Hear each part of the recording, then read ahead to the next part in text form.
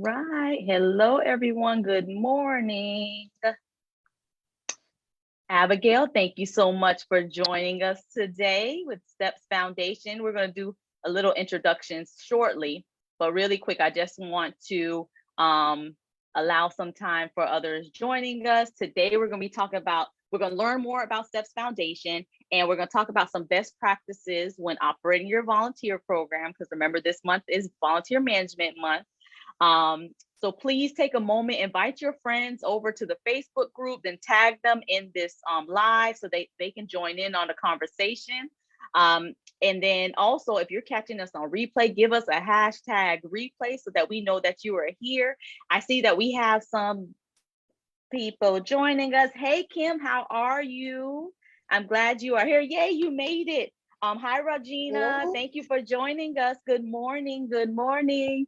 So we're going to allow some more time for others to join us. If you're here, give us a hey in the chat box. We're going to talk a little bit more about Steps Foundation, learn more about Steps and Abigail being the founder, what led her to start Steps. So we're going to get into that type of conversation today, and then talk about volunteer management, some best practice tips that Abigail, and I'll share some as well as you work on your volunteer programs this month.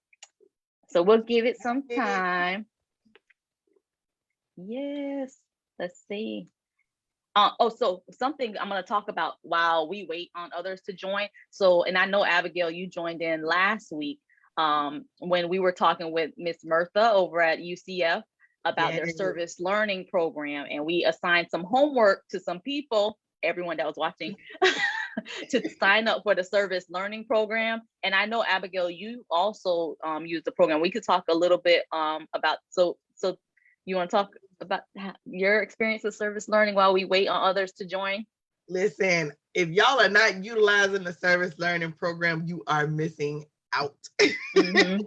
It is definitely an awesome program. I have no complaints with any of the students that we've had. We've had several students from the service learning program. I think from the time we signed up, we had a student who's done our strategic plan, a class of students. They did our strategic plan for the next 5 years.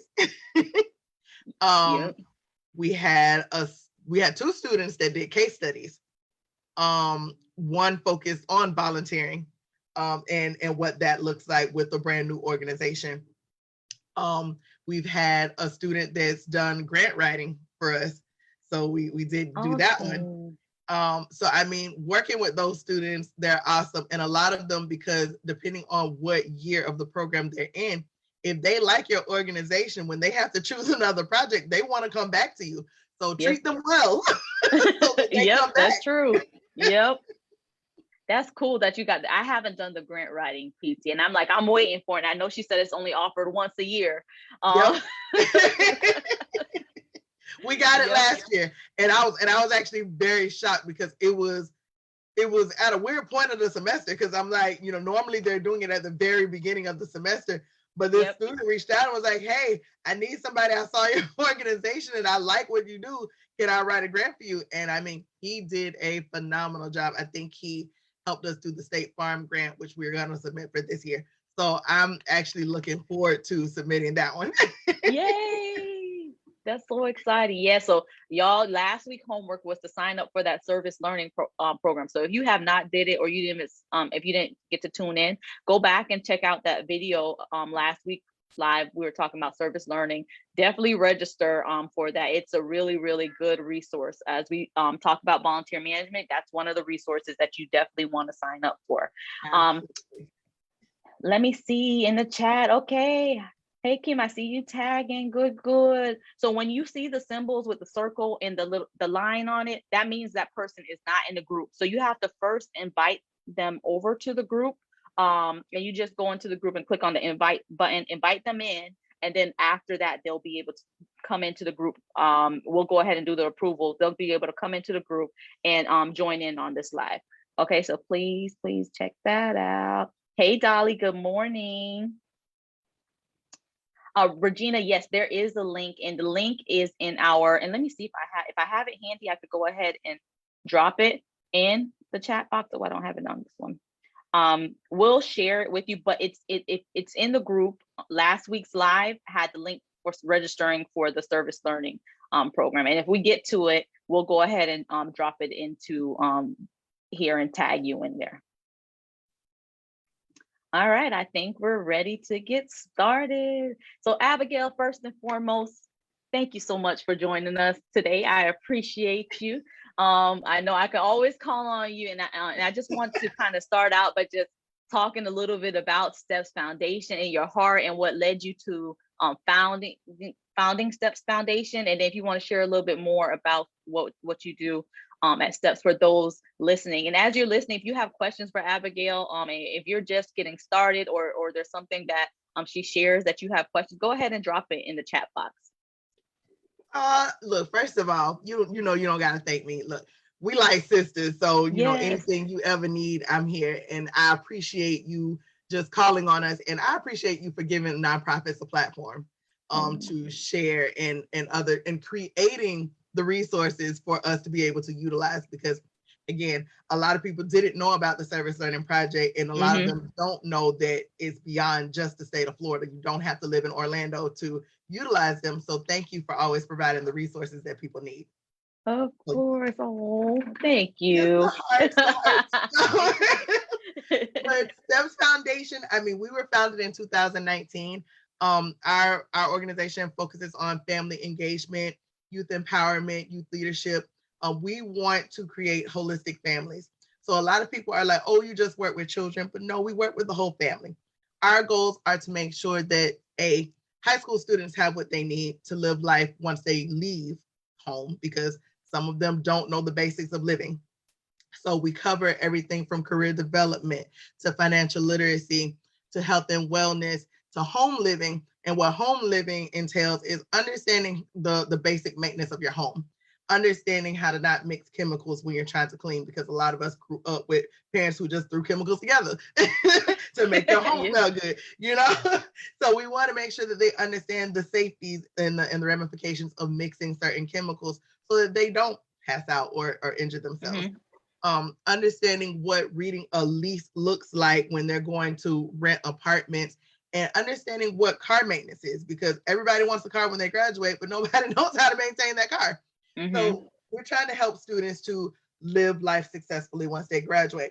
Along with that comes the parental piece. A lot of the parents can't give their kids this information because they weren't given the information or they learned it in the wrong ways. So we partner with a lot of other organizations or business owners who come in and they help provide this information for parents and students. So this is when we talk about partnerships, this is what partnerships look like. You know, we always hear, you know, partner with these people, but a lot of people don't know what their partnership entails. So find things that work is what I say. You know, for us, I don't reinvent the wheel. I find people who are already doing it and we connect, and that's how we build resources. The organization is about providing resources to students and families, and that's what we enjoy. So Abigail, and I just want to, and we're going to talk a little bit about volunteer management, but I just want to, in case there's someone tuning in that they're just getting started in their journey of nonprofit, I just want to talk a little bit about like how you got started and then kind of where you are now, if you have any tips there. Ooh, how we got started. So the starting of Steps Foundation was 13 years ago, a thought in a binder. There it is. It wasn't even a nonprofit. So it was, I planned a bunch of businesses, wrote them all out, created the business plans, sat them in a binder and threw them in a closet. There it is. And, you know, all along the way, you always say, now it's not the right time. It's not time yet. Or I need to finish this, or I need to focus on this. And my mom, you know, she hit me with the, well, baby, you know, you got all these wonderful ideas and all these binders that's sitting in the closet. I would sure like for you to start something before I die. Wow. And I'm like, really, mama? That's what we doing? But you know what? It made sense. And that weekend, we was registered with the state of Florida as Steps Corporation. And so, you know, in that journey, I just started putting together what I wanted our first set of programs to look like. And then I ran across Maggie Gaines.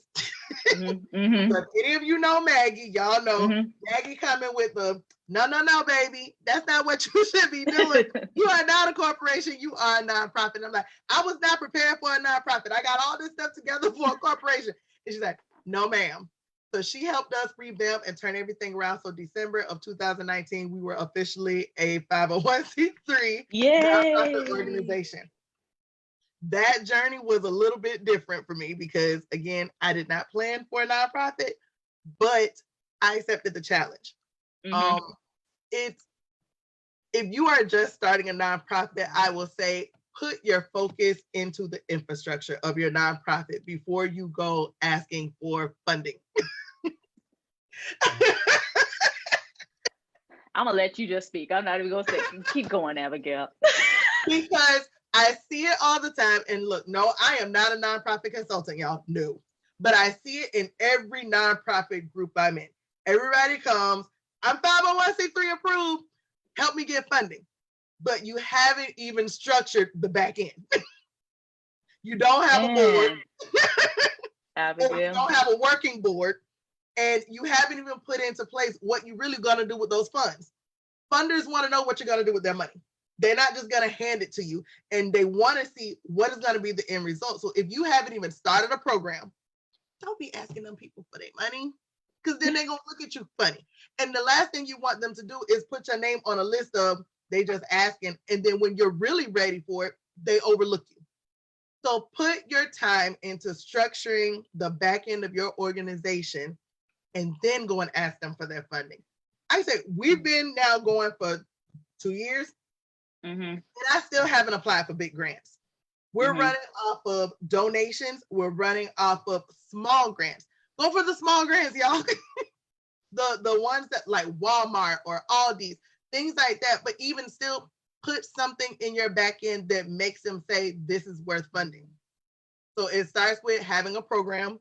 And I could go on, but I'm gonna leave it there. But Abigail, my heart right now is just so just to hear you. And we have not had this conversation with one another. And there's a few things you said. One, the business plan, please. And I was there and I shared my story in the group, kind of like it sounds like we shared that similar journey in the sense of trying to make it perfect, writing out that business plan before we even get started. And then that's why, when one of the best advice I received is just get started and then then go back and kind of create that business plan. And that was one of the best advice ever, because then I got it on my way and stopped trying to be a perfectionist in the business plan. I just started, stepping out and just started doing it.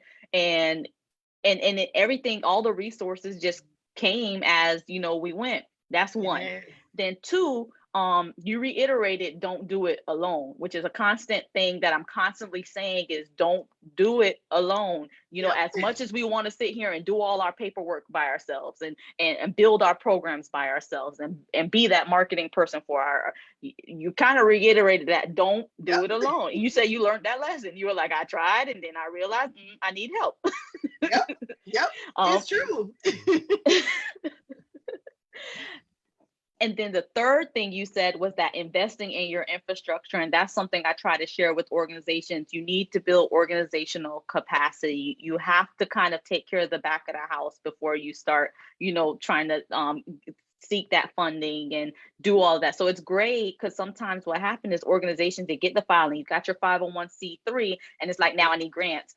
No, it's now we need to build our capacity. And then, now we need some, so it's yes, building capacity, building your infrastructure is so important, because one of the things is when you go to funders, they're going to force you to go back and build your capacity and come back and ask me in a couple of years when you're ready. So absolutely. Yeah. So if we could save you some time and energy there, consider that. If you're at that place where you just started and you're like, I want to go straight to grant writing, take a moment and think about, let's build capacity. And that's something that, our team does. We help with the strategic planning process, building your logic models. We help you build the back of the house. So that way, when you're going out confident. Look, my program is this, your elevator speeches get easier, all of that. So yes, thank you, Abigail. That you warmed my heart this morning. Thank you. Yes, thank you, thank you. So let me see. So okay, we have hey Raina, good morning, good morning. Thank you for joining us. Hi Michelle, thank you for joining us this morning. If you all have any questions, if any of this sits with you, feel free to drop it in the chat box. If that was part of your journey as well, go ahead and share in the chat box. We're checking the chat box throughout. All right, so let's dive into volunteers. So, yes, so this month's theme is volunteer management, and we've been talking about different aspects of volunteerism, building your program, putting the process in place, all of that. So I just want you to share a little bit about STEP's volunteer program. Any tips that you might have related to building a volunteer program, some things that you may have learned that don't work for someone in the process of building their volunteer program. Volunteers, y'all. Whew. Listen, you got to look at volunteers like they're your employees, y'all. Don't treat them otherwise, because I think some people get lost in the idea of volunteer is giving them the work that you don't want to do. Don't do that. That's the easiest way to lose your volunteers. Again, the idea of getting volunteers is to keep them. You want them to stay around forever. You want them to be your go-to organization when they're looking for ways to commit. You want to be that person they commit to. So what I've learned with our volunteers is I ask them, the first question I ask them when they come to me is, what do you want to learn? When you ask volunteers what they want to learn, sometimes they get taken aback because they're like, wait, what do you mean? No, because what do you need? It's not about what I need. It's about what I can do to help you grow. I want our volunteers to grow with our organization. And the only way we can do that is by learning what they want to learn. So ask your volunteers. If you have people who want to volunteer with you, always ask them what they want to learn and cater to that need. So if you have a volunteer that's coming in and maybe they don't know anything about social media, but they want to learn it. If you don't got nobody doing your social media now, what can it hurt? And that's how I look at it. But when they learn it, if it's something they love and enjoy, they may be great at it. That's true. So let them take ownership of it. What I started doing now, I do have a volunteer coordinator. One of my board members takes ownership of our volunteers. So she comes in, she helps do the trainings, and then I fill in when she's at work. So while she's working during the day, if some come through, I'm responding to them. When she's off from work, she's responding to them. So we tag team. That's what board members and teamwork is all about, right? Tag team, y'all. Let some of that stuff go. Yes. We tag team. So when we have a process of, as soon as we get a volunteer application, within 24 to 48 hours, somebody is responding, whether it's me or her. Okay, we see who responds because we tag each other on each email. Okay. Once we do that, we set up a call with them. Okay. Talk to me about what it is you're looking for. And again, that first question is, what is it that you want to learn? How can we help you grow? Okay, when you get that, then you kind of have an idea of where you can place that volunteer. So we take them through orientation. So if you're not doing orientation with your volunteers, you're doing yourself a disservice. And orientation needs to go through the starting of your foundation, what you're looking for in volunteers, and explain to them the do's and don'ts. Volunteers need to know what you expect of them. If you don't have an expectation for them, you can't be mad when they do something that you don't like. Set the expectations. Is just like going to a job. So treat your organization just like a real business, because this is how volunteers learn to respect your processes. Let them know what it will take for them to not be able to come back and volunteer, because they need to know that too. So what rules can they break to make you say, I don't want you to come back? So create those structures so that they have it. We have a volunteer handbook. So our volunteers, when they come to us after orientation, we give them a copy of their handbook. They have documents that they sign too. So after we do that orientation, we sit with them, and that's when we start saying, now we can start placing you in areas that you like. We do this per quarter. So if it's a new process for them and they want to learn it, that quarter, that's what they're doing all quarter. And if they don't like it, next quarter they're switching to something else. But this allows them the capability of learning something new. This now becomes skills that they learn that they can use when they go to jobs. If you get funding and you want to hire, now you know what your volunteers are capable of doing, and you can hire your volunteer. Yeah. So look at it in that sense. So that's how we treat our volunteers. That's how we treat our interns. We treat them all the same. So everybody's coming in and they're learning something and they're leaving us happy because they got to learn something. This energy that you see is the energy that they get when they with me. It is. Abigail is always energy, and I love it. I love it. I love it. And everyone can feel it. You know, when you come in and your volunteer can feel how passionate you are, you just want it. You know, Abigail, all you got to do is tell me what you need because you're just so passionate. And I'm like, yes, we're doing it. Let's go. I love it. Look, I've had our volunteers, they come to us.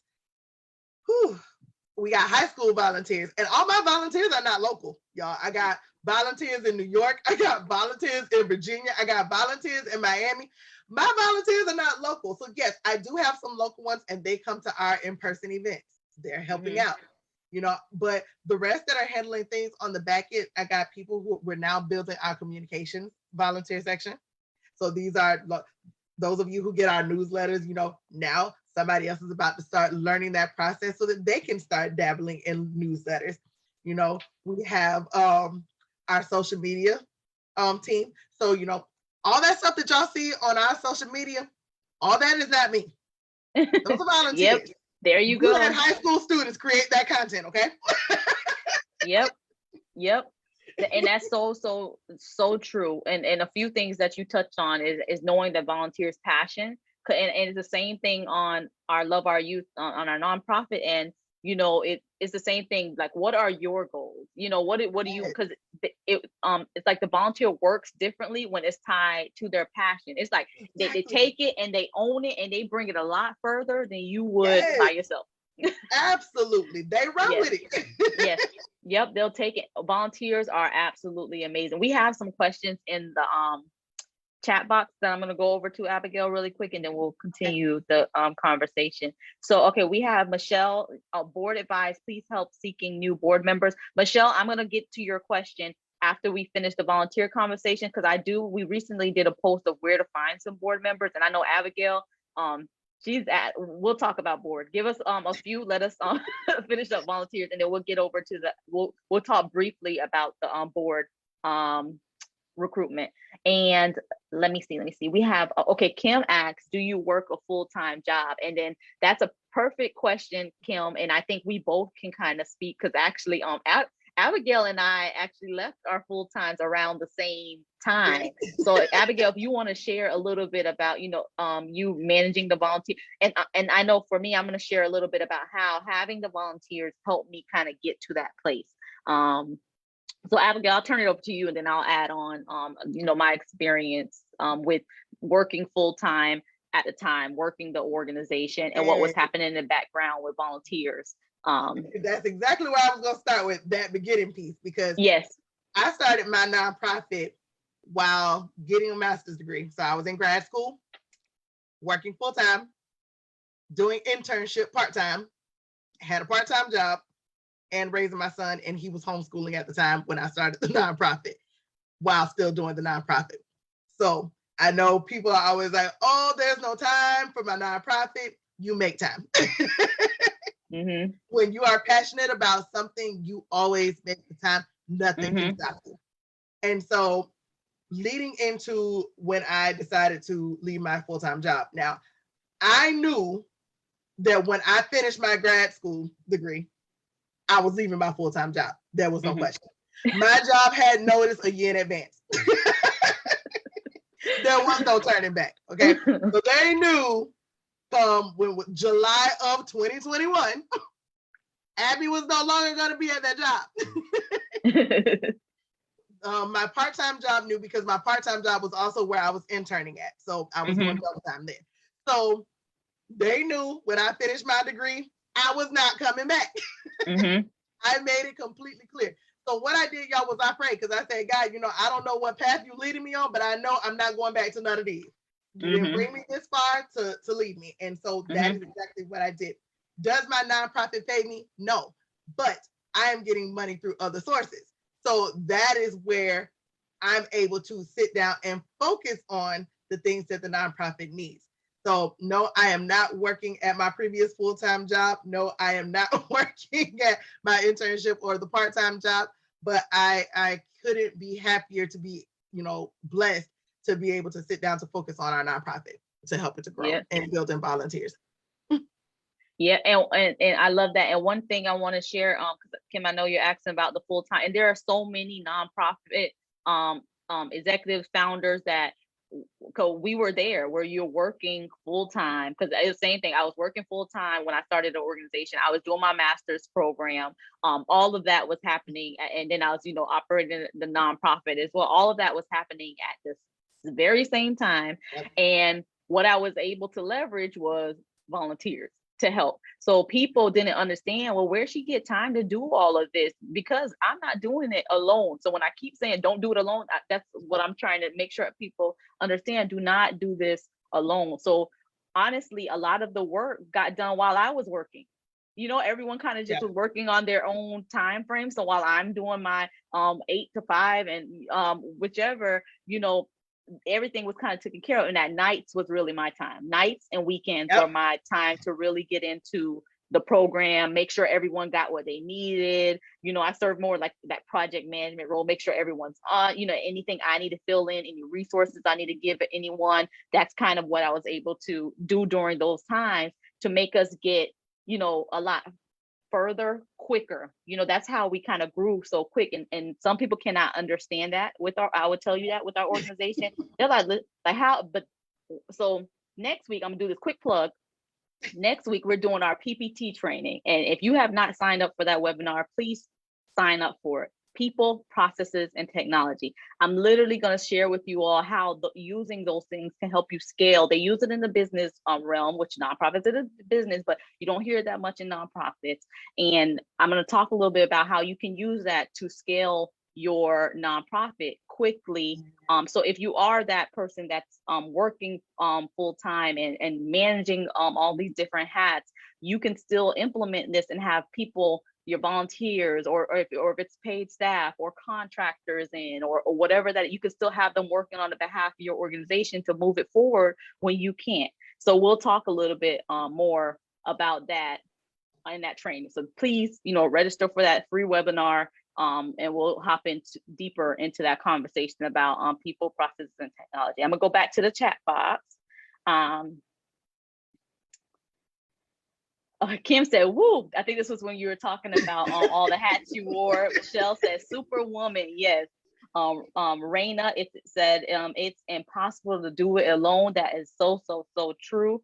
And then Raina also shared how Abby was such a great help. And Abby probably gonna kill me, but y'all, Abby is amazing. Like, if y'all, and we'll have her share information, contact information about steps and so forth. But I mean, I'm sure I'm always volunteer, Abigail, but I'm sure, if you got questions, maybe post it in the group, and Abigail, we can tag Abigail in there to answer some questions for us. But she's absolutely amazing, and that's why in a few seconds, Michelle, we're going to talk about that board piece so that we don't close out and not answer your question.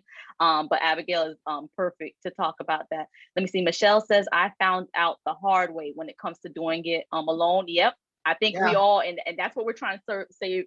A lot of heartburn, a lot of, all of that is, don't do it alone. Like, if there's anything you leave this call or any of the other calls, just remember, do not do it alone. You will burn out. You will burn out so quick. Yes. And we just dropped the webinar link if you want to sign up for that webinar in the chat box as well. So Abigail, so really quick, I'm going to go over some quick tips, and then I want us to, if we can get back to that Michelle's board question really quick. Absolutely. And then we'll close out. Okay. All right, perfect. So some really quick tips that I just want to close out, because we like to close out with tips and homework. So the tips are, of course, in addition to everything that we spoke about, I just don't forget, the big thing with your volunteer program, know the value of your volunteers, and that's, Abigail touched on some of that while we were talking. You want to know the worth of your volunteers. You don't treat them any different than you would treat a staff or just because then that makes a difference. Get a process and technology in place to ensure the process is smooth. If volunteers come on and it's rocky, they're gonna know, and they're probably not gonna last long. And that's one of the things that we pride our organization on is volunteer retention. And I've been asked, how are we able to retain volunteers? Because when they come in feeling like part of the family, because they are. They know their value, they know their worth, they have input, they have the power of, if social media is your thing and you love social media, you better run, girl. You got okay. I trust you with this. Of course it takes time to kind of build there, but they know that we empower them to have ideas, be creative, and bring their strengths in to help our organization. Always, find new ways to engage your volunteers. Abigail talked about that sometimes the volunteers are going to come in and the role they come in is not going to work. And we've had experienced that. I had someone who walked in, she walked in under overseeing helping with our program side. And then and I like to do check-ins every once in a while, kind of like, you can kind of tell when someone's not as engaged. Yep. Everything's good, how you liking it? And we had that open conversation, and it was like, I want to start exploring more of the like grant writing and doing more of that. So guess what team she ended up on? Right on our resource development team, helping with grant writing. And she landed a full-time job after that, using that experience to help her land that job. So, find new ways to engage. You just definitely have to have like your pulse on what's going on with your volunteers. And that's something I try to continue. No matter how much we grow, I want to know every volunteer that comes in. I want to have a relationship. I want to know, that I can pick, I want them to know that they can reach out to me and vice versa. So that's connect to, we talked about connect them to something that they're passionate about, and reward and recognize your volunteers. Definitely reward and recognize your volunteers. Don't look, let me touch on that one. I love that one. See, I didn't talk about that one. And that's important because you want them to feel appreciated. Just kind of like how, look, we operate at our jobs based on appreciation. When your boss appreciates you, right, you put in 110% more effort because you feel recognized. Your volunteers operate the same way. We did our first volunteer meet and greet because we haven't been able to do anything because of COVID, like in person. So we're finally now this year, we out. Y'all gonna see us everywhere this year. But we did a virtual meet and greet with all the volunteers because even though we've talked to them one-on-one between me and Miranda, we haven't put them all together. So we did that. And can I tell y'all, that was the most phenomenal thing. Like, we was giving away prizes. Yep. And so those that showed up, like, we had games, like they had a scavenger hunt and they enjoyed it. They was like, wow, now this is fun. And so we said, we're trying to do this every quarter. So every quarter it's a check-in for them. And every quarter they're winning a prize. They're getting something. So our volunteer recognition is built into the budget. Put them in your budget.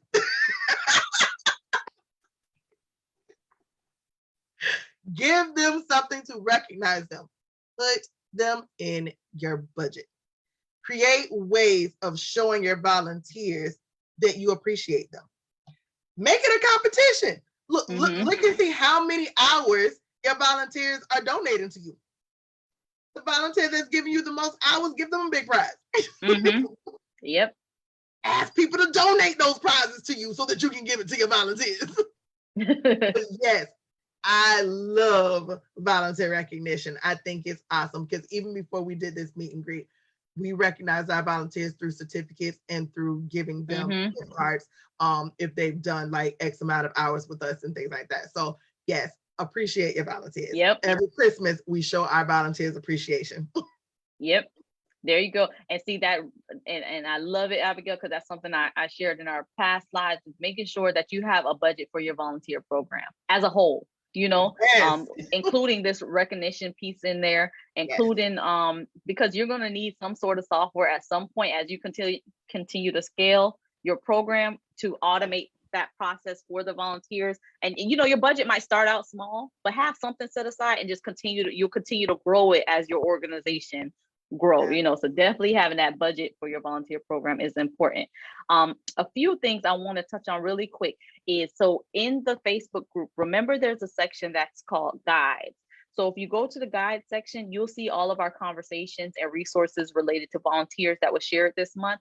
And then in addition, you'll also see in January, I believe it was January, was our board development month. So if you go there, Michelle, as well, we're gonna answer your question, but you'll see some information in the guide section there. So I know your question was about where you can find board members, and we actually recently did a post on March 15th about this. So I'm going to touch on some of it, and then I'm going to give it over to Abigail. Is absolutely amazing at finding board members, and I have to be careful because sometimes when I'm with Abigail and I'm like, dang, that was good, like in the sense of she'll have someone, and then all of a sudden she's like, she starts talking about board, and I'm like, man, it'll be a person I knew for years, and I never thought about, yeah, man, maybe I should invite them onto my board. And then Abigail just like got them for her board. So she's absolutely amazing at it. So I'm gonna have her share that as well, how she kind of recruits board. But some of the things that we shared in that post of where you can find board members, and we're saying where you can find them directly, or a starting point of who you can ask to try to link you to where you can find the board member that you're looking for. And something I want to mention is if you don't have a board matrix, and a board matrix is pretty much where you have all of your current board members, and it kind of identifies the strengths and diversity amongst your current board. And then what happens is that with that matrix, you can look at it and see your gaps.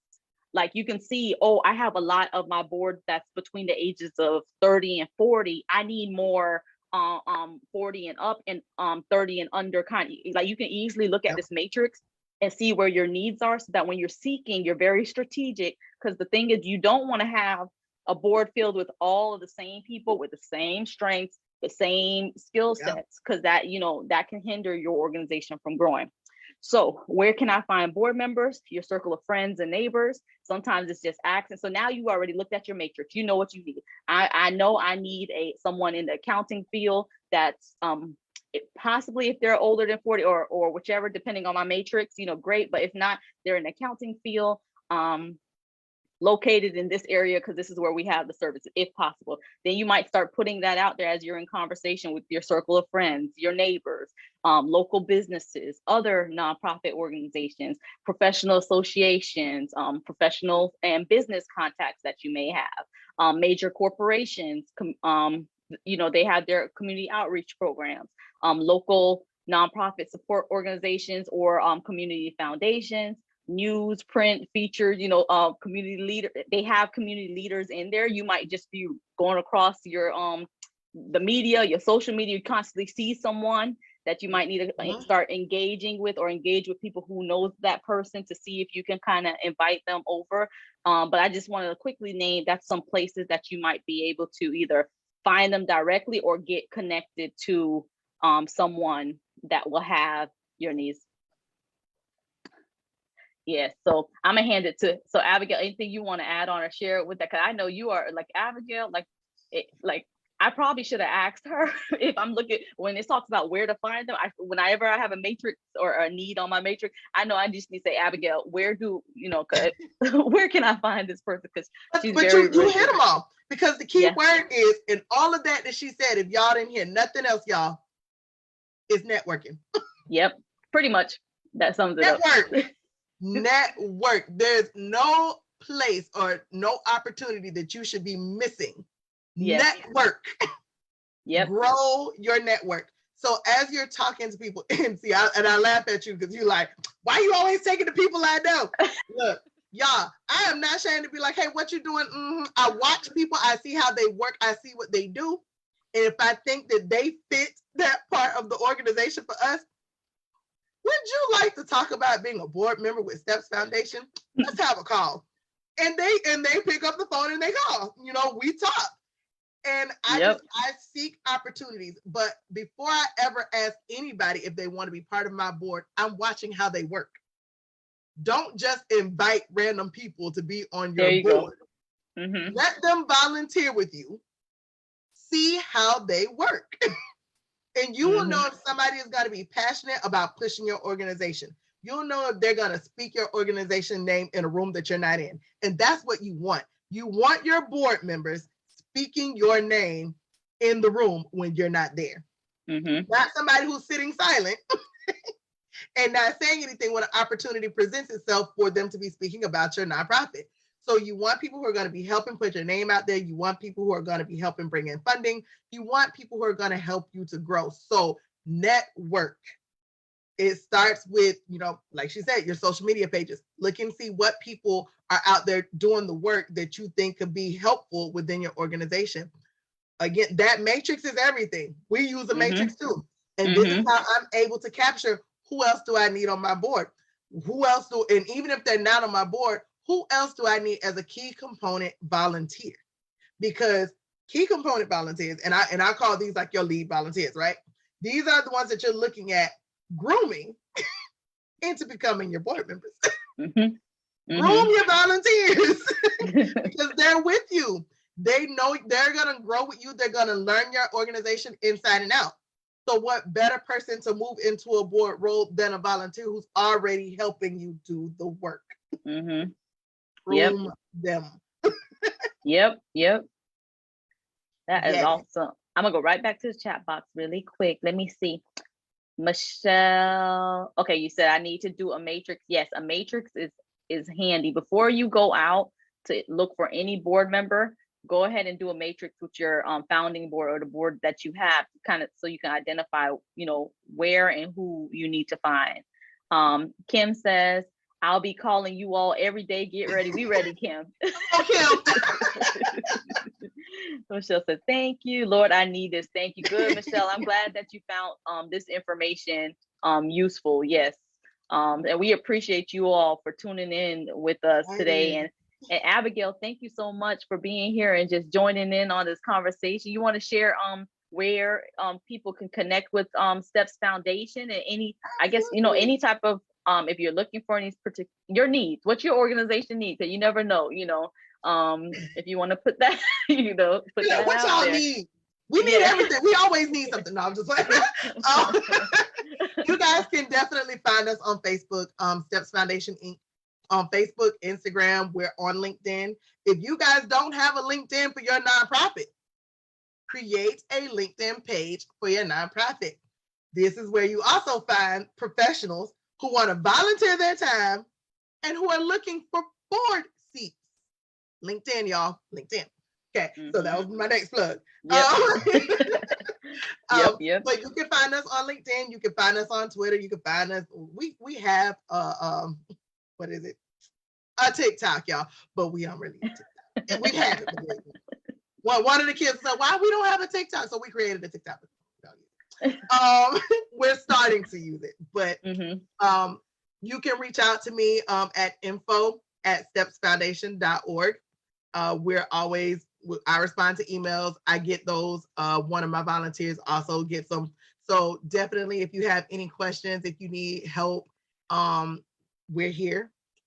As far as what we need, if y'all are in the Central Florida area, this Saturday we're having Family Fun Day in the park. We'll be at Chambers Park in Kissimmee. And it's kind of like having a field day. So if you guys don't have anything to do on Saturday, we would love to see you there with us. And we're getting ready to start our open enrollment for programs for the fall. So we have 2 programs that we're running.